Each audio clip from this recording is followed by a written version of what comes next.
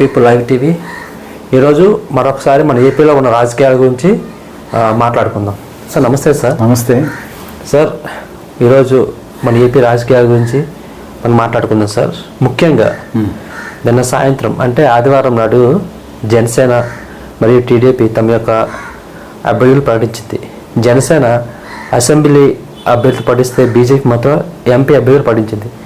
దాంట్లోని నర్సాపురం ఎంపీ రఘురామకృష్ణరాజు పోటీ చేస్తారని చెప్పాడు ఒకప్పుడు, కానీ ఇప్పుడు బీజేపీ టికెట్ ఇవ్వలేదు.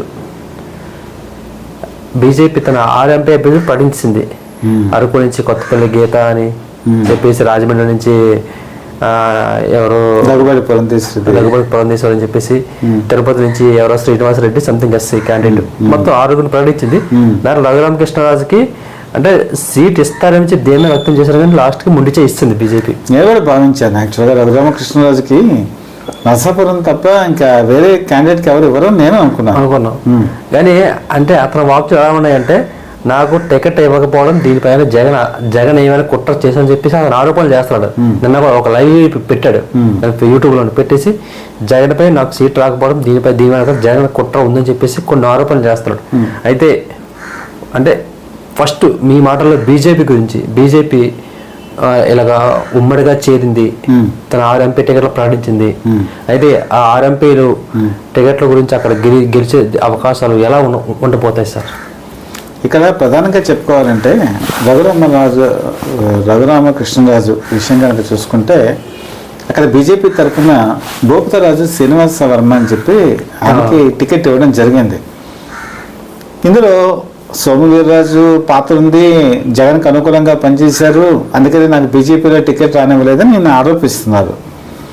అయితే ఈయన చివరికి కూడా కొంత డైనమాలో క్రియేట్ చేశారు. ఇప్పుడు లాస్ట్ మినిట్ వరకు బీజేపీలో జాయిన్ అయ్యారా? లేదు కదా. లేదు సార్.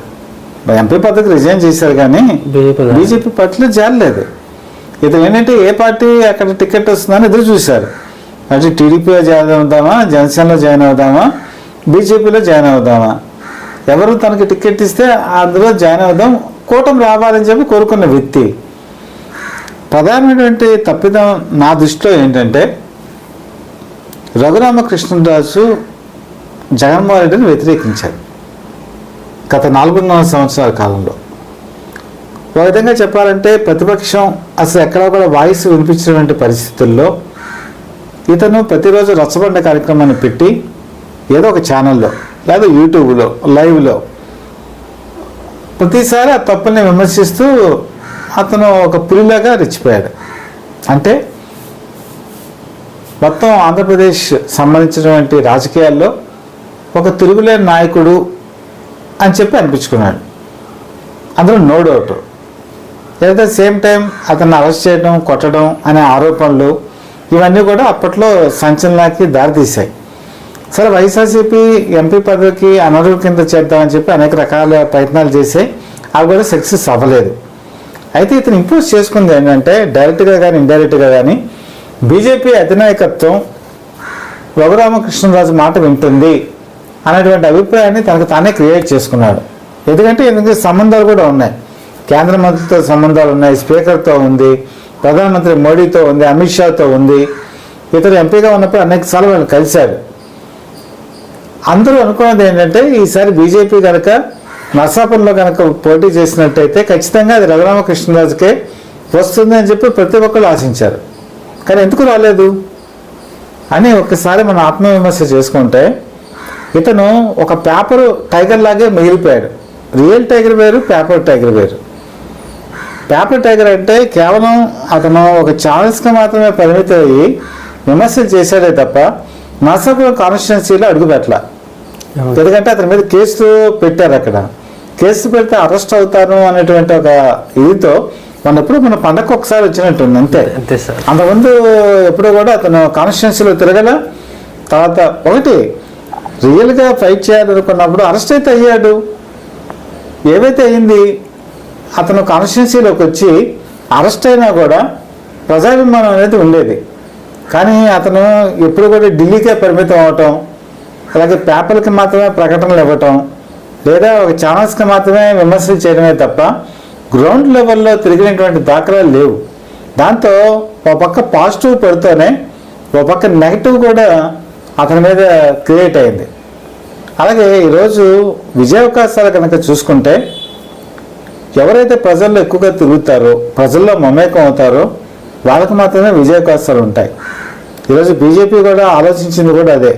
ఎందుకంటే గ్రౌండ్ లెవెల్లో భూపతరాజు శ్రీనివాసరావు క్యాండిడేట్ని కనుక నిలబెట్టినట్టయితే అక్కడ ఉమాబాల అని చెప్పి క్యాండిడేట్ని వైఎస్ఆర్సీపీ తరఫున నిలబెట్టారు. ఆవిడ బీసీ సామాజిక వర్గానికి చెందింది, ప్లస్ అడ్వకేటు, ప్రజల్లో బాగా తిరుగుతుంది. ఇంతవరకు చూసుకుంటే తను గ్రౌండ్ లెవెల్లో ఎక్కడ తిరగల. కాబట్టి వాళ్ళు కూడా ఆలోచించింది ఏంటంటే కొత్త క్యాండిడేట్ అయితే నరసాపురానికి విజయావకాశాలు ఎక్కువగా ఉంటాయి. ఎందుకంటే నరసాపురం చరిత్ర కనుక మనం ఒకసారి కనుక చూసుకుంటే, ఒకసారి ఎవరినైనా అభ్యర్థిని గెలిపిస్తే రెండోసారి అంత గెలిపించరు. కృష్ణరాజు కూడా ఒకసారి నరసాపురంలో గెలిచారు, తర్వాత మళ్ళీ నరసాపురంలోకి రాలేదు ఆయన. అలాగే చాలామంది హిస్టరీ కనుక చూసుకుంటే ఒక్కసారి మాత్రమే గెలుపు ఉంటుంది. కాబట్టి వాళ్ళ ఆ ఉద్దేశంతో కొత్త క్యాండిడేట్ని నిలబెట్టుకున్నారు.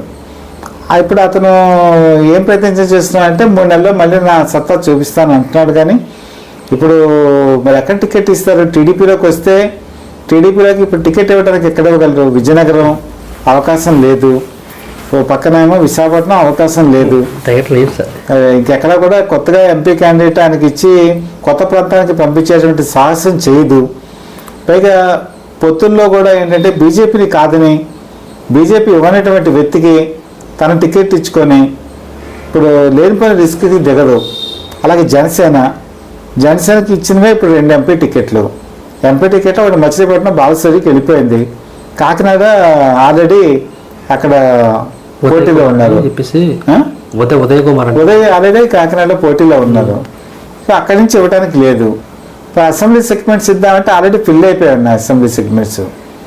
కాబట్టి ఓ విధంగా ఎదురు దెబ్బే రఘురామకృష్ణరాజుకి, ఊహించిన ఎదురు దెబ్బ. ఈవెన్ చాలామంది అనలిస్ట్ కూడా ఖచ్చితంగా నరసాపురం రఘురామకృష్ణరాజుకే వస్తుందని ఎక్స్పెక్ట్ చేస్తారు. నేను కూడా ఎక్స్పెక్ట్ చేశాను. కానీ అందరి అంచనాలని వమ్ము చేస్తూ బీజేపీ అన్యాయమైనటువంటి నిర్ణయం తీసుకుంది. సార్ చాలా బాగా చెప్పారు సార్. నెక్స్ట్ మన విశాఖ ఉన్న రాజకీయాల గురించి మాట్లాడుకుందాం. విశాఖలో ముఖ్యంగా ఉత్తర నియోజకవర్గం ఒకటి, దక్షిణ నియోజకవర్గం ఒకటి, భీమిలి ఒకటి, 3 ఉన్నాయి సార్. మిగతా 4 కాన్స్టిట్యూన్లు, మిగతా 4 నియోజకవర్గాల్లో అభ్యర్థులు ప్రకటించారు. గాజువాక పల్లా శ్రీనివాసరావు, పెందుర్తి పంచకల రమేష్ బాబు, తూర్పు వెల్లకపూడి రామకృష్ణ, పశ్చిమ గణబాబు. మిగతా 3 నియోజకవర్గాలు భీమిలి, దక్షిణం, ఉత్తరం. అయితే ఇక్కడ భీమిలిలోని గంటాకి సీట్ ఇస్తారని చెప్పేసి కొన్ని ఊహలు అనిపిస్తున్నాయి. అయితే అక్కడ ఉన్న లోకల్ పంచకర్ల సందీప్ గత 5 సంవత్సరాల నుంచి గ్రౌండ్ వర్క్ చాలా బాగా చేశారు. అది ఇక్కడ లోకల్ ఉన్న ప్రతి ఒక్కరికి తెలుసు. పంచకర్ల రమేష్ బాబు వాళ్ళ అబ్బాయి కదా పంచకర్ల సందీప్, మనకు ఐడియా లేదు సార్. పంచకర్ల రమేష్ బాబు వాళ్ళ అబ్బాయి పంచకర్ల సందీప్. ఆల్రెడీ పంచకర్ల రమేష్ బాబు టికెట్ ఇచ్చారు కదా సార్, పెందుర్తి నుంచి ఇచ్చారు.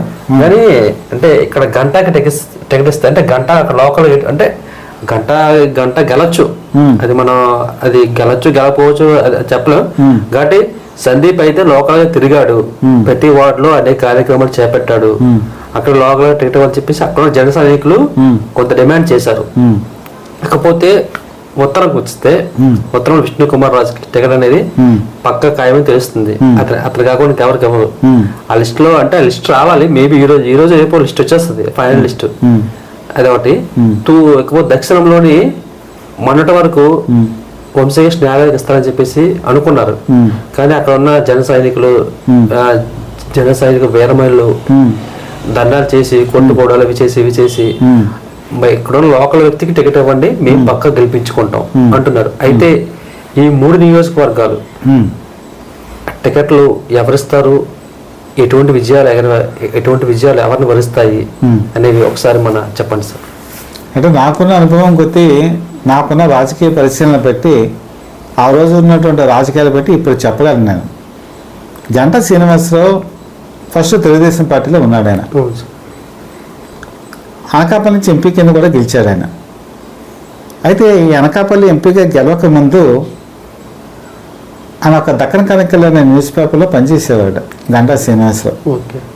అది కూడా అడ్వర్టైజ్మెంట్ డిపార్ట్మెంట్లో పనిచేసేవాడు, నేను ఈనాడులో పనిచేసేవాడిని. సో మీ ఇద్దరం ఒకే పత్రికా రంగంలో ఉండేవాళ్ళం. సో ఆ విధంగా నాకు నా చిన్న వయసు నుంచి కూడా గంటా శ్రీనివాసరావుతో పరిచయం ఉంది. అంటే వృత్తి ప్రొఫెషనల్గా ఒకే ఫీల్డ్లో ఉన్నాం కాబట్టి. ఆ తర్వాత అన్యూహంగా అతను వ్యాపారంలోకి ప్రవేశించి అంచెలంచెలుగా ఎదిగి తర్వాత అనకాపల్లి ఎంపీగా గెలిచి రాజకీయాల్లో తనదైనటువంటి ఒక శైలిని స్థాపించడం జరిగింది. అంటే మిగతా ఒకే పేపర్ కాదు, దక్కన్ క్రానికల్, ఆంధ్రభూమి. అలాగే నాతో పాటు పనిచేసినటువంటి కన్నబాబు, ఇప్పుడు కాకినాడ రూరల్ ఎమ్మెల్యే కన్నబాబు, మేమిద్దరం కలిసి పనిచేసాం. సో అతను కూడా రాజకీయాల్లోకి రావడం జరిగింది. ఈరోజు మళ్ళీ కాకినాడ రూరల్ నుంచే పోటీ చేస్తున్నాడు అతను. అంటే ఎందుకు చెప్పానంటే జర్నలిజం నుంచి రాజకీయాల్లోకి వచ్చిన వాళ్ళ గురించి చెప్తున్నాను. సో ఆ విధంగా పేపర్ ఫీల్డ్ నుంచి వచ్చిన అతనే. ఇతను ఒక చోట పోటీ చేస్తే నెక్స్ట్ టైం అక్కడి నుంచి పోటీ చేయాలి. మన చరిత్ర కనుక ఒకసారి చూసుకుంటే, అయితే 2014 సంవత్సరం వచ్చేటప్పటికి గంటా శ్రీనివాసరావు ఇంపార్టెన్స్ తెలుగుదేశం పార్టీకి చాలా ఎక్కువగా ఉంది. ఎందుకంటే అప్పటికే ప్రజారాజ్యం నుంచి గెలిచి కాంగ్రెస్లో విలీనమై కాంగ్రెస్లో మంత్రిగా పనిచేసి కాంగ్రెస్ నుంచి తెలుగుదేశం పార్టీలోకి అప్పుడు 2014లో వచ్చాడు అతను గంటా శ్రీనివాసరావు. గంటా శ్రీనివాసరావు వచ్చినప్పటికీ తెలుగుదేశం పార్టీ చాలా ఇంపార్టెన్స్ ఇచ్చింది. ఎందుకంటే ఆ రోజు తెలుగుదేశం పార్టీ అధికారంలోకి రావడానికి చాలామంది వ్యక్తుల అవసరం చాలా ఉంది. ముఖ్యంగా ఆ రోజు ఒక కాము సామాజిక వర్గానికి చెందినటువంటి గంటా శ్రీనివాసరావు తనకు ఒక్కడికే కాదు చాలామందికి టికెట్లు ఇప్పించుకున్నాడు ఆయన. ఆ రోజు కీ రోల్ ఆయనదే. దాదాపు నాకు తెలిసినంత వరకు ఒక 20 మందికి తన చెప్పిన వాళ్ళకి టికెట్లు ఇప్పించుకున్నాడు ఆయన. ఆయన రికమెండేషన్తో టికెట్లు పొందిన వాళ్ళు చాలామంది ఉన్నారు. అంటే ఒక కీ రోల్ ప్లే చేశాడు ఆయన. ఆ రోజు చాలామందికి తెలుగుదేశం పార్టీలోకి రావడానికి ఆయన అంటే ఇష్టం లేదు అప్పటికి కొంతమందికి. అలాంటిది ఆయన వచ్చాడు, తన ఎవరికైతే టికెట్లు ఇప్పించుకున్నాడో వాళ్ళందరినీ గెలిపించుకున్నాడు. అందులో గెలిపించుకున్న దాంట్లో భీమవరం నుంచి రామాంజనేయులు అని చెప్పి ఉన్నారు.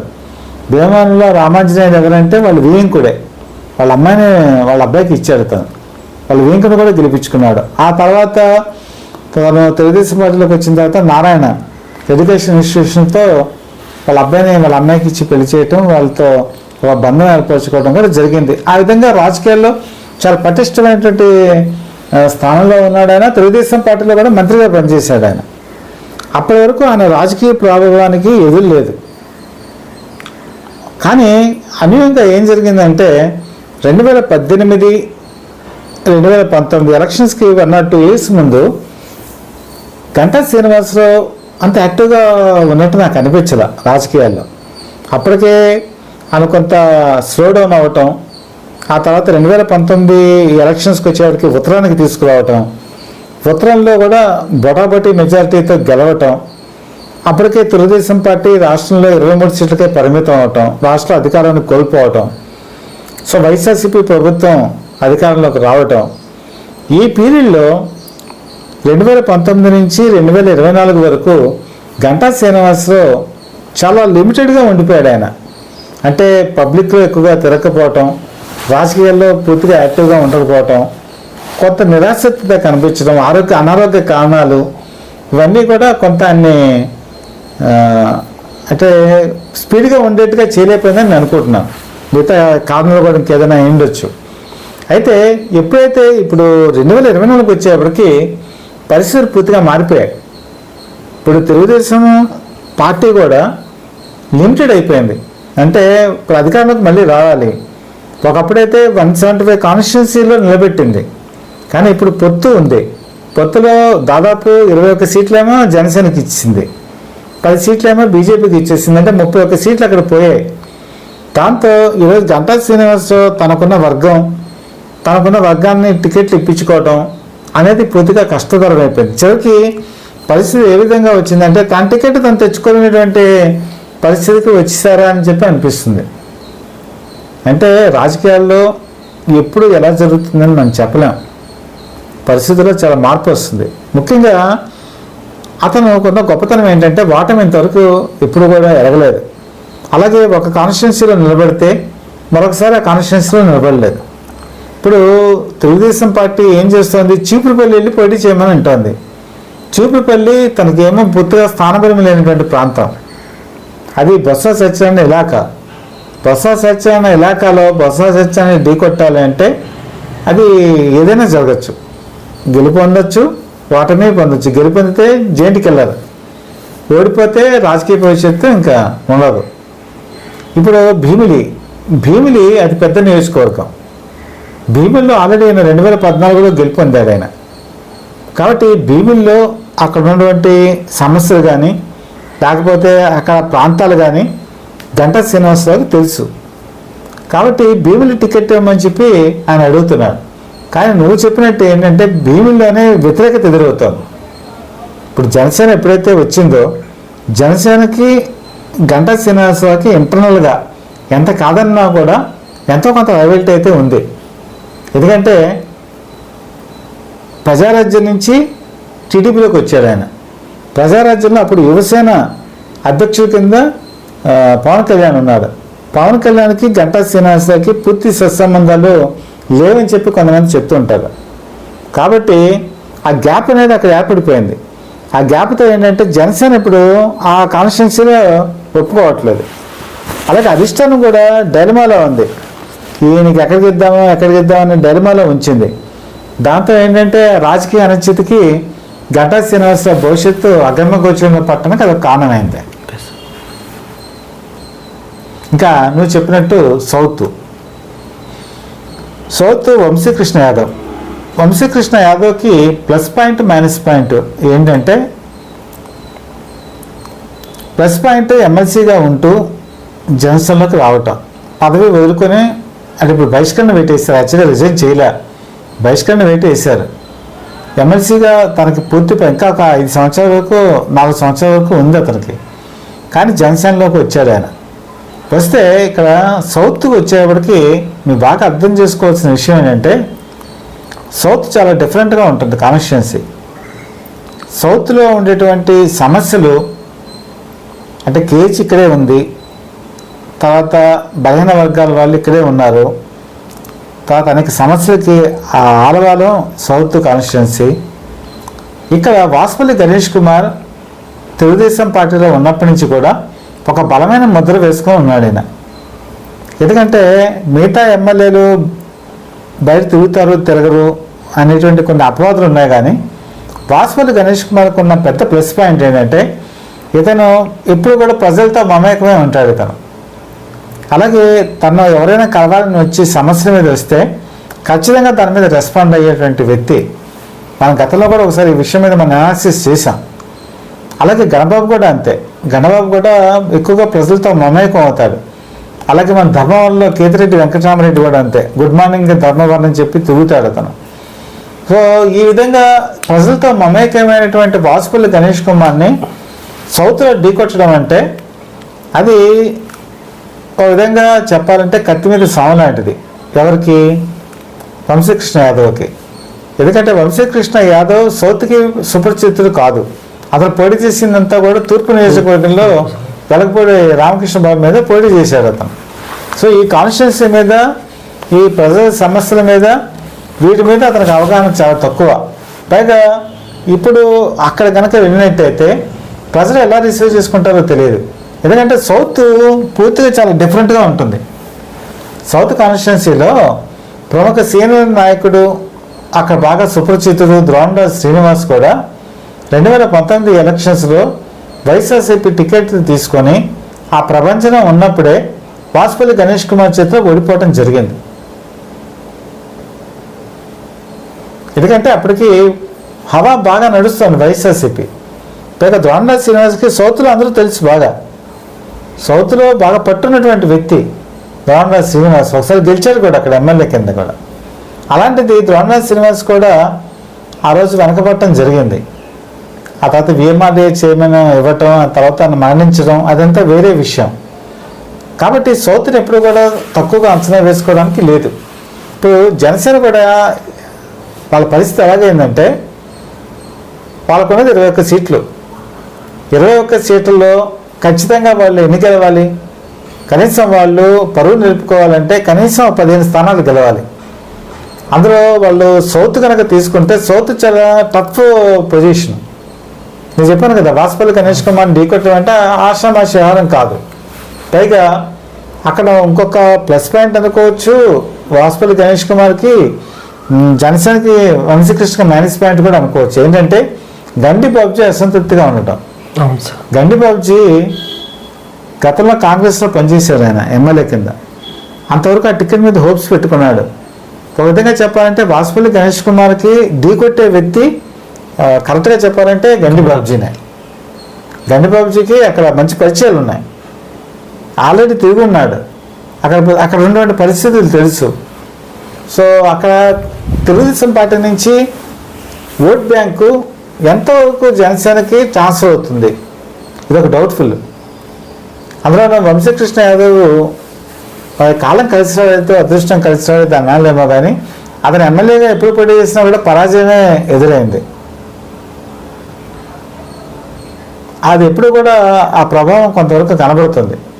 కాబట్టి ఇప్పుడు పవన్ కళ్యాణ్ కూడా ఆలోచిస్తుంది ఏంటంటే వాసుపల్లి గణేష్ కుమార్ని ఢీకొట్టాలి అంటే ఖచ్చితంగా అక్కడ లోకల్గా ఉండేటువంటి వ్యక్తి కావాలి, తర్వాత బలమైనటువంటి ఆర్థిక పరిపుష్టి కావాలి, నెక్స్ట్ బాగా తిరిగేటువంటి వ్యక్తి కావాలి. కాబట్టి సౌత్లో కూడా అదొక ఆలోచనలో వాళ్ళు ఉన్నారు. ఇంకా నువ్వు చెప్పింది ఉత్తరం. ఉత్తరంకి వచ్చేప్పటికి కేకే రాజు మీద సానుభూతి ఉంది. ఈ కాన్స్టిట్యున్సీలో కేకే రాజు మీద సానుభూతి ఉంది. ఎందుకంటే కేకే రాజు సౌమ్యుడు, తర్వాత కాంట్రవర్సీస్ లేవు. ముఖ్యంగా కరోనా సమయంలో కేకే రాజు ఇంటింటికి తిరిగాడు ఆయన. ముఖ్యంగా ఈ 5 సంవత్సరాల కాలంలో తన ఎమ్మెల్యే కాకపోయినా కూడా ఈ ఉత్తర నియోజకవర్గానికి తానే ఎమ్మెల్యేగా ప్రవర్తించి ఎక్కడ ఏ సమస్య వచ్చినా కూడా అటెండ్ అయినటువంటి ఖ్యాతి అయితే అతనికి ఉంది. ప్రజల్లో మమేకమై తిరిగాడు. విష్ణుకుమార్ రాజుకే అంతకుముందు ఎమ్మెల్యేగా అలా తిరిగినటువంటి అనుభవం ఉంది, కానీ 5 సంవత్సరాల కాలంలో ఆయన కొంత యాక్టివ్గా లేడు ఆయన. కాబట్టి ఉత్తర నియోజకవర్గంలో ఇంకొకటి ఏంటంటే ప్రధానమైన సమస్య, ఈ ఉత్తర నియోజకవర్గంలో తెలుగుదేశం పార్టీ క్యాడర్ చాలా బలహీనంగా ఉంది. నేను గతంలో కూడా మన ఇంటర్వ్యూలో చెప్పాను, ఉత్తరంలో తెలుగుదేశం పార్టీ తన లీడర్షిప్ని ఎప్పుడు కూడా పెంచుకోలే. వీళ్ళు గంటా శ్రీనివాసరావు ఇక్కడికి ఎమ్మెల్యేగా ఉన్నప్పుడు కూడా లోకల్ క్యాడర్ ఏమి డెవలప్ అవ్వలేదు. ఏమిటి చెప్పు, ఉత్తరంలో నీకు లోకల్ క్యాడర్ ఎవరో బలమైన నాయకుడు పేరు చెప్పు. ఉత్తరంలో ఎప్పుడూ లేరు. ఎప్పుడు 1980లో బండకాని రామారావు అర్బన్ ప్రెసిడెంట్గా ఉన్నప్పుడు బండకాని రామారావు పేరు ఇక్కడ ఉత్తరంలో వినిపించేది. ఆ తర్వాత ఎవరు లీడర్షిప్, లోకల్ లీడర్షిప్ ఎవరు డెవలప్ అయ్యారు? అవలేదు. కాబట్టి ఇక్కడ పార్టీ బలహీనంగా ఉంది. పార్టీ బలహీనంగా ఉన్నప్పుడు విష్ణుకుమార్ రాజు తన సొంత శక్తితో తను గెలవాలి ఈసారి. బీజేపీ కన్నా బలంతోనే ఇక్కడ గెలవాలి. టీడీపీ నుంచి ఓటు ట్రాన్స్ఫర్ మాకు దేవుడు ఎరుగు. టీడీపీ ఇక్కడ స్ట్రాంగ్గా లేదు ఇక్కడ ఉత్తర నియోజకవర్గంలో. అందులో కేకే రాజు మీద సానుభూతి ఉంది. కాబట్టి అసలు టీడీపీ నుంచి ఇక్కడ అసలు ట్రాన్స్ఫర్ అనే విషయం పక్కన పెట్టేసాయి. గెలిస్తే విష్ణుకుమార్ రాజు తన స్వయం శక్తితో గెలవాల్సిందే. ఆయనకన్నా పాత పరిచయాలు, తను తిరిగినటువంటి పరిస్థితులు, తనకున్న డైనమిజం, బీజేపీ మీద ఇప్పుడు ఉన్నటువంటి పాజిటివ్ యాటిట్యూడ్, ఇంకా కొంత జనసేన ఇక్కడ కొంత ప్రభావం చూపించవచ్చు. ఎందుకంటే 2019 ఎలక్షన్స్లో పసుపులేటి విశాఖని ఇక్కడ నుంచి పోటీ చేశారు. పసుపులేటి విశాఖని ఇక్కడ తిరిగారు. సో జనసేన నుంచి అయిన ఓటర్ ట్రాన్స్ఫర్ బీజేపీకి జరిగితే ఆయనకి విన్నింగ్ ఛాన్సెస్ ఉంటాయి. కాబట్టి ఇక్కడ కూడా టఫే. ఇక్కడ కూడా నాకున్న అంచనాల ప్రకారం మ్యాక్సిమం మెజారిటీ ఇద్దరి మధ్య దూపుచ్చులాడేది 2000 ఓట్లు మాత్రమే. 2000 ఓట్ల వరకు టఫ్ ఫైట్ నడుస్తుంది నా దృష్టిలో. ఆ 2000 ఓట్లలో ఎవరు గెలవగలరు దాని మీద విజయ అవకాశాలు ఉంటాయని చెప్పి నేను ఉత్తరంలోనే భావిస్తున్నాను. ఉత్తరమే కాదు, సౌత్ కానీ ఎక్కడ చూసుకున్నా కూడా భారీ మెజారిటీ ఎక్కడ ఎవరికి రాదు. ఇవన్నీ కూడా చాలా కీలకమైన నియోజకవర్గాలే, టఫ్ ఫైటే నడుస్తుంది. కాబట్టి నువ్వు చెప్పినట్టు వీటిల్లో మాత్రం నువ్వా నేనా అన్నట్టుగానే వెళ్తుంది తప్ప స్వీప్ అనేది ఎక్కడ జరుగుతుందని మనం చెప్పలేం. ఇంకేమైనా డౌట్స్ అడిగారా ఇంకా దీని మీద? ప్రజెంట్ అయితే మనకున్న ప్రకారం మాత్రం ఓన్లీ ఈ 3 నియోజకవర్గాలు మాత్రమే మనకి అటు ఇటు తేలక పైకి కిందకి అనుకున్నాయి సార్. మేబీ ఈ రోజు కానీ రేపు కానీ ఈ 3 నియోజకవర్గాలు కూడా ఒక క్లారిటీ కూడా రాబోతుంది. అదే ఇక్కడ నువ్వు ఒక్కొక్క పాయింట్ కూడా అబ్జర్వ్ చేయాలి సార్. మహేష్, ఇప్పుడు విశాఖపట్నంలో 7 నియోజకవర్గాలు ఉన్నాయి. అవును సార్. 7 నియోజకవర్గాల్ని గెలుపుని ప్రభావితం చేసేది వాళ్ళ ఓన్ క్యాండిడేట్తో పాటు ఎంపీ క్యాండిడేట్ కూడా ఉంటారు. అవును sir. MP candidate last time వచ్చేప్పటికి ఎంవివి సత్యనారాయణ వైఎస్ఆర్సీపీ నుంచి పోటీ చేశారు. తర్వాత భరత్ తెలుగుదేశం పార్టీ నుంచి పోటీ చేశారు. ఈరోజు బొత్స ఝాన్సీకిను తర్వాత శ్రీ భరత్ గీతం ఎడ్యుకేషన్ ఇన్స్టిట్యూషన్స్ చైర్మన్ వీళ్ళిద్దరి మధ్య ప్రధానమైన పోటీ ఉండబోతోంది. అంతకుముందు లాస్ట్ టైం లక్ష్మీనారాయణ ప్రభావం వల్ల ఆ రోజు కొన్ని ఓట్లు చీరి అతి తక్కువ మెజారిటీతో ఎంవివి సత్యనారాయణ గెలిచారు. నాకు తెలిసి 5,000 ఓట్లు అనుకుంటా, 3,000 5,000 ఓట్లు తేడా. భరత్ చాలా వరకు టఫ్ ఫైట్ ఇవ్వడం జరిగింది. అయితే ఈసారి భరత్ విస్తృతంగా తిరగబోతున్నారు. పైగా ఈరోజు బొత్స ఝాన్సీ నాన్ లోకల్ అనేటువంటి అభిప్రాయం విశాఖపట్నం ప్రజల్లో ఉంది. ఎందుకనో అంత పాజిటివ్ యాటిట్యూడ్ ఆవిడ ఏర్పరచుకోలేకపోతున్నారు. ఎందుకంటే విజయనగరం నుంచి వైజాగ్ వచ్చి ఇక్కడ ఇంపాక్ట్ చూపించగలుగుతారని ఎవరు కూడా అంచనా వేయలేకపోతున్నారు. దట్టు ఆవిడ అడ్వకేటు, మంచి స్పీచ్ ఉంది, అన్నీ ఉన్నాయి. కాకపోతే భరత్ కొన్నటువంటి క్రేజ్ కనుక చూసుకుంటే భరత్ ఈ 7 కాన్స్టిట్యున్సీలో తన ప్రభావం చూపిస్తే అది విశాఖ పార్లమెంట్ మీద కూడా చాలా ప్రభావం చూపిస్తుంది. పైగా ఈసారి విశాఖపట్నం మొత్తం కనుక మనం చూసుకుంటే బీజేపీకి పోలయ్యేటువంటి ఓట్లు చాలా కీలకం. నేను గతంలో చెప్పాను, ఇప్పుడు చెప్తున్నాను. విశాఖపట్నం జియోగ్రాఫికల్గా నైసర్గిక స్వరూపంగా మిగతా ఆస్పెక్ట్స్లో చూసుకుంటే నార్త్ ఇండియన్స్ చాలా కీలక పాత్ర వహిస్తారు. ఎందుకంటే నార్త్ ఇండియన్స్ ఎక్కడ ఉంటారంటే డిఫెన్స్, నావల్ డిఫెన్స్, లేకపోతే వ్యాపారులు, వీళ్ళందరూ నార్త్ ఇండియన్స్ కూడా చాలా కీలకమైనటువంటి ప్రభావం చూపిస్తారు. ఇప్పటివరకు నార్త్ ఇండియాలో ఉండేటువంటి వాళ్ళందరూ కూడా ఈ రామాలయం నిర్మాణం, బాలరాముడు ప్రాణప్రతిష్ఠ, లేకపోతే మిగతా ఆస్పెక్ట్స్ కనుక చూసుకుంటే మోడీ ప్రభావం చాలా ఎక్కువగా కనబడుతుంది.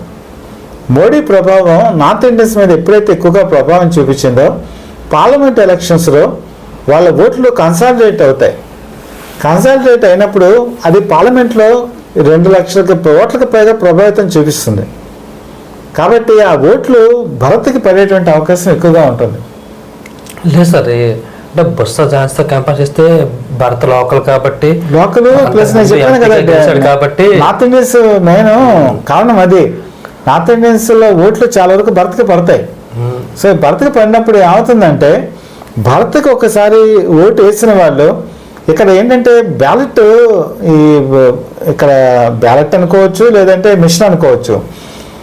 పార్లమెంట్ అభ్యర్థికి ఎవరికైతే ఓటేస్తారో సహజంగా చాలా వరకు లోకల్గా ఉండేటువంటి ఆ సపోర్ట్గా వేయటం జరుగుతుంది. అది సైకలాజికల్ ఫీలింగ్. కాబట్టి అది ఎమ్మెల్యే క్యాండిడేట్ మీద కూడా ప్రభావితం చూపిస్తుంది. తప్పకుండా సార్. అది నెక్స్ట్ ఇంకోటి ఏంటంటే భరత్ స్వతహాగా డబ్బు గల వ్యక్తి, ఖర్చు పెట్టగలడు. ఈరోజు తనకున్న 7 అసెంబ్లీ సెగ్మెంట్స్లో డబ్బు ప్రభావం ఖచ్చితంగా మనం కాదనలేనటువంటి సత్యం.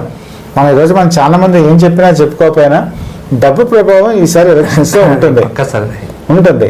కాబట్టి ఎమ్మెల్యే క్యాండిడేట్స్కి డబ్బు ఇవ్వటం, తర్వాత ఆర్థిక స్తోమత, అంగబలం, అద్దబలం ఇవన్నీ కూడా కల్పించేటువంటి పరిస్థితి భరత్ చేకూరుస్తాడు. ప్లస్ భరత్కి ఏంటంటే ఈసారి ఎట్టి పరిస్థితులను గెలవాలి. ఈసారి కనుక భరత్ కనుక గెలవకపోతే రాజకీయంగా ఎటువంటి ప్రాధాన్యత ఉండదు. ఒక బాలకృష్ణ అల్లుడిగా మాత్రమే కాదు, భరత్ ఎంవివిఎస్ మూర్తికి మనవడు. ఎంవివిఎస్ మూర్తి ఇక్కడ ఎంపీగా గెలిచారు, ఎమ్మెల్సీగా ఉంటూ చనిపోయారు ఆయన. కాబట్టి కావూరి సాంబశివరావు ఇంకో తాతయ్య ఆయనకి. కావూరి సాంబశివరావు కూడా రాజకీయాల్లోకి ఎంపీ కింద ఇలాంటి ఉన్నత పదవులు చేశాడు ఆయన. చాలామందికి ఈ విషయాలు చెప్పరు. ఎంతసేపు బాలకృష్ణకి అల్లుడు అంటారు, కానీ వాళ్ళిద్దరు తాతలు కూడా ఎంపీల కింద పనిచేశారు. కాబట్టి ఈసారి మనవడిగా తను కూడా ఎంపీగా గెలిచేటువంటి పరిస్థితి, గెలవాలనుకున్నటువంటి స్థితి ఈరోజు భరత్కు ఉంది. భరత్లో ఇంకోటి ఏంటంటే భరత్ డైనమిజం పర్సన్, ఉన్నట్టు మాట్లాడేటువంటి వ్యక్తి. కాబట్టి భరత్ రాజకీయాల్లో కూడా కలుపుకొలుగా వెళ్తాడు, అందరినీ కలుపుకుంటాడు, తర్వాత డౌన్ టు ఎర్త్ పర్సన్ తను. కాబట్టి ఆ ప్రభావం ఈ 7 అసెంబ్లీ కాన్స్టిట్యూన్సీ మీద కూడా ఉంటుందని నేనైతే భావిస్తున్నాను. చాలా చక్కగా చెప్పారు సార్. మా విశాఖ జిల్లాలో ఉన్న మొత్తం నియోజకవర్గాల గురించి, నెక్స్ట్ అభ్యర్థుల గురించి మనం వచ్చే ఇంటర్వ్యూలో మరిన్ని నియోజకవర్గాల గురించి మాట్లాడుకుందాం సార్. Thank you.